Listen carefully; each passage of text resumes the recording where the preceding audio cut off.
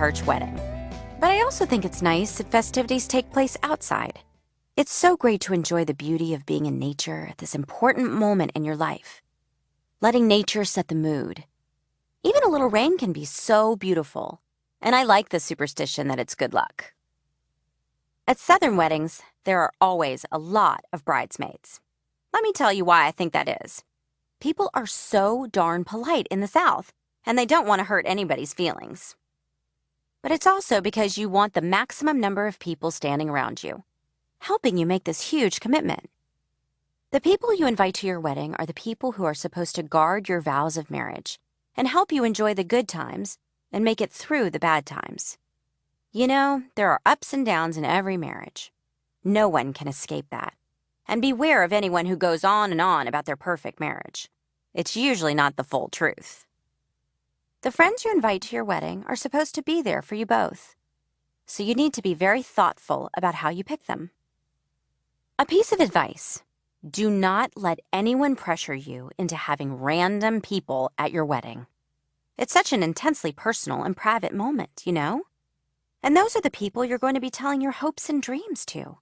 It's not about getting another blender or letting some great aunt show you off. It's about real vulnerability. And you are the ones who get to choose who gets to see that vulnerability. And most importantly, it's a party. When it comes to the food, I always love it when there's both a groom's cake and a bride's cake. Usually the bride's is a traditional white cake and the groom's is a chocolate cake.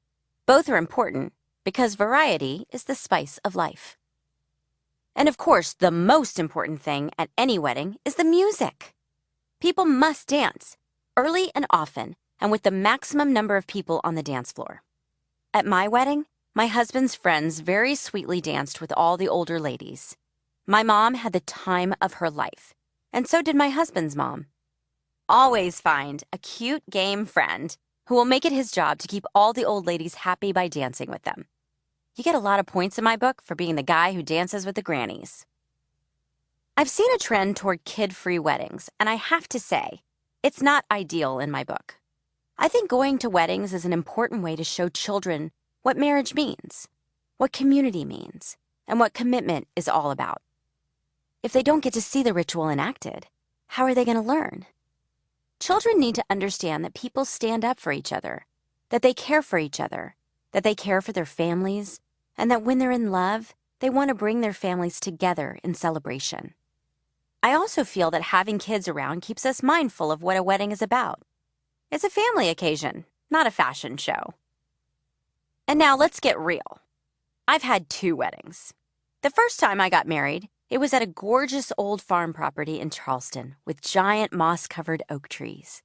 Charleston is one of the most magical places in our country. It's no wonder so many people get married there.